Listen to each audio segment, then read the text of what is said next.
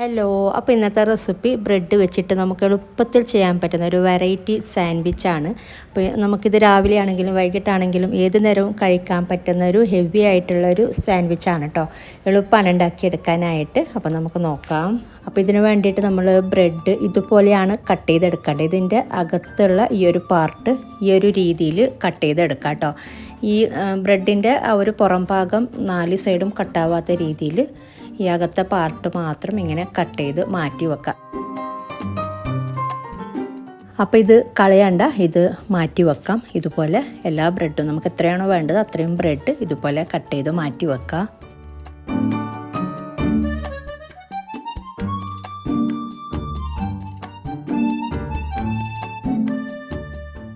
അപ്പോൾ ഇനി നമുക്ക് സാൻഡ്വിച്ച് ഉണ്ടാക്കിയെടുക്കാനായിട്ട് ഒരു പാൻ ചൂടാക്കിയെടുക്കുക. ചൂടായി വരുമ്പോഴേക്കും ഇതിലോട്ട് 1 ടീസ്പൂണൊക്കെ നെയ്യ് ചേർത്ത് കൊടുത്താൽ മതി.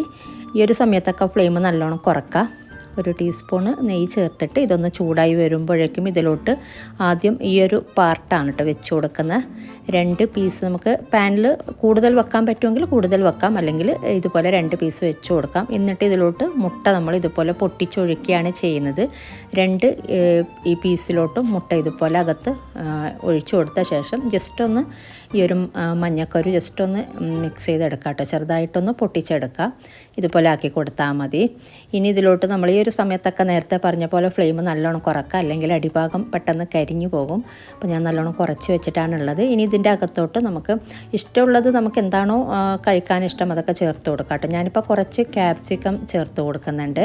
അതുപോലെ തക്കാളി കട്ട് ചെയ്തിട്ട് ചെറുതായിട്ട് കട്ട് ചെയ്തിട്ട് ഇട്ട് കൊടുക്കുക. ഇതിൻ്റെ അകത്ത് ഇതുപോലെ ക്യാപ്സിക്കം, അതുപോലെ തക്കാളി, പിന്നെ വേണമെങ്കിൽ ഒരിച്ചിരി സവാള വേണമെങ്കിലും ചെറുതായിട്ട് അരിഞ്ഞത് ചേർത്ത് കൊടുക്കാം.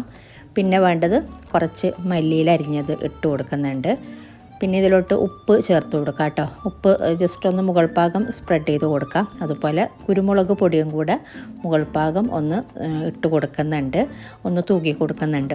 ഇനി ഇതിലോട്ട് മൊസറല്ല ചീസ് വെച്ച് കൊടുക്കുന്നുണ്ട്. ഓപ്ഷണലാണ്, അപ്പോൾ കയ്യിലില്ലെങ്കിൽ ഒഴിവാക്കാം, ഉണ്ടെങ്കിൽ മൊസറല്ല ചീസ് വെച്ച് കൊടുക്കാം കേട്ടോ. ഇതുപോലെ ഇട്ട് കൊടുത്താൽ മതി. കുറച്ച് മതി, ഒരുപാടൊന്നും വേണ്ട.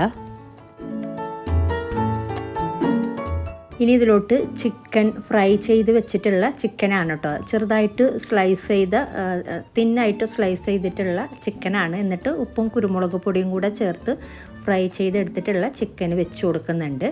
ഇനി ഇതിൻ്റെ മുകൾ ഭാഗം നമ്മൾ നേരത്തെ മാറ്റി വെച്ച ഈ ഒരു ബ്രെഡിൻ്റെ പീസ് വെച്ചിട്ട് ഒന്ന് പ്രസ് ചെയ്ത് കൊടുക്കാം കേട്ടോ. ചെറുതായിട്ടൊന്ന് ഇതിലൊന്ന് അമർന്ന് നിൽക്കാൻ വേണ്ടിയിട്ടൊന്ന് പ്രസ് ചെയ്ത് കൊടുക്കുക. ഇത് ചൂടായി വരുമ്പോഴേക്കും എന്തായാലും അത് ഒട്ടിക്കിട്ടുന്നുണ്ട്. അപ്പോൾ എന്തായാലും ചെറുതായിട്ടൊന്ന് ഇതുപോലെ പ്രസ് ചെയ്ത് കൊടുത്താൽ മതി. പിന്നെ ചിക്കൻ ഫ്രൈ ചെയ്തത് നിങ്ങൾക്ക് ചെറുതായിട്ട് ചോപ്പ് ചെയ്തിട്ട് വേണമെങ്കിൽ, അല്ലെങ്കിൽ മിൻസ് ചെയ്തതൊക്കെ വേണമെങ്കിൽ ഇട്ട് കൊടുക്കാം കേട്ടോ. ഞാനിപ്പോൾ സ്ലൈസ് ചെയ്ത പീസാണ്. വലിയ പീസാണെങ്കിൽ വലിയ പീസ് വെച്ച് കൊടുക്കാം, അല്ലെങ്കിൽ ഒന്ന് കട്ട് ചെയ്തിട്ട് 2 ആയിട്ടൊക്കെ വേണമെങ്കിലും ഇട്ട് കൊടുക്കാം. എങ്ങനെ വേണമെങ്കിലും ചെയ്യാം കേട്ടോ. ഇതിപ്പോൾ അടിഭാഗം ഒന്ന് കുക്കായി വന്നിട്ടുണ്ട്. ചെറുതായിട്ടൊന്ന് ഫ്രൈ ആയി വരുമ്പോൾ ഒരു ലൈറ്റ് ബ്രൗൺ കളറായി വരുമ്പോൾ തിരിച്ചിട്ട് കൊടുക്കാം കേട്ടോ. അപ്പോൾ ഇതുപോലെ മുകൾ ഭാഗം ഒന്ന് പ്രസ് ചെയ്ത് കൊടുക്കുക ഇടയ്ക്ക്. എന്നിട്ട് തിരിച്ചിട്ട് കൊടുത്തിട്ട് മറ്റേ സൈഡും കൂടെ ഒരു ലൈറ്റ് ബ്രൗൺ കളറാകുമ്പോൾ മാറ്റാം. ഈ ഒരു സമയത്തൊക്കെ വേണമെങ്കിൽ ഫ്ലെയിം കൂട്ടി വെക്കാം കേട്ടോ. നമ്മൾ എല്ലാ സംഭവവും ഇതിലോട്ട് ഇട്ട് കൊടുത്ത ശേഷം നമുക്ക് വേണമെങ്കിലൊക്കെ ഫ്ലെയിം കൂട്ടി വെക്കാം. ആദ്യം മൊത്തത്തിൽ ഇട്ട് കൊടുക്കുന്ന സമയത്ത് ഫ്ലെയിം കുറച്ചാൽ മതി. ഇനി ഇതിൻ്റെ സൈഡിലോട്ട് വേണമെങ്കിൽ ഒരു ഇച്ചിരി നെയ്യൊക്കെ ആക്കി കൊടുക്കാം. മറ്റേ സൈഡും കൂടെ ഒന്ന് മൊരിഞ്ഞ് വരാൻ വേണ്ടിയിട്ട് ഒരു ലൈറ്റ് ബ്രൗൺ കളറായി കിട്ടിയാൽ മതി. അങ്ങനെ നല്ലോണം മൊരിച്ചെടുക്കണമെന്നില്ല. അപ്പോൾ ഇത് ഫ്രൈ ആയി വന്നിട്ടുണ്ട്. അപ്പോൾ ഇത് നമുക്ക് മാറ്റാം. അപ്പോൾ അടിഭാഗം ഒരു ലൈറ്റ് ബ്രൗൺ കളറായി കിട്ടിയാൽ മതി. കരിഞ്ഞു പോവാത്ത രീതിയിൽ ഈ ഒരു രീതിയിൽ തന്നെ ഫ്രൈ ചെയ്തെടുക്കുക. ഇനി നമുക്കിത് മാറ്റാം. ഇതുപോലെ ബാക്കിയുള്ളതും കൂടെ ഈ ഒരു രീതിയിൽ തന്നെ ഫ്രൈ ചെയ്തെടുത്താൽ മതി. ഇനി നമ്മളിത് കഴിക്കാൻ നേരത്ത് ഇതുപോലെ കട്ട് ചെയ്തിട്ട് സെർവ് ചെയ്യുന്നതായിരിക്കും കേട്ടോ ഒന്നും കൂടെ നല്ലത്. കാണാനും ഒരു ഭംഗിയാണ്. രണ്ടും കൂടെ ഒരുമിച്ച് വെച്ചിട്ടാണ് ഇപ്പോൾ കട്ട് ചെയ്തെടുക്കുക എന്നുള്ളത്. നമുക്ക് കാണാനും ഒരു ഭംഗിയാണ്, അതുപോലെ കഴിക്കാനും ഒന്നും കൂടെ നല്ലത്. സിംഗിൾ പീസായിട്ടും കഴിക്കാം, അല്ലെങ്കിൽ ഇതുപോലെ കട്ട് ചെയ്തിട്ട് വേണമെങ്കിലും കഴിക്കാം കേട്ടോ. ഏത് രീതിയിൽ വേണമെങ്കിലും കട്ട് ചെയ്തെടുക്കാം. സ്ക്വയറായിട്ട് വേണമെങ്കിൽ, അല്ലെങ്കിൽ ഇതുപോലെ സാൻഡ്വിച്ച് കട്ട് ചെയ്യുന്ന പോലെ ഈ ഒരു രീതിയിൽ വേണമെങ്കിലും കട്ട് ചെയ്തെടുക്കാം. അപ്പോൾ എളുപ്പമാണ് ഉണ്ടാക്കിയെടുക്കാനായിട്ട്.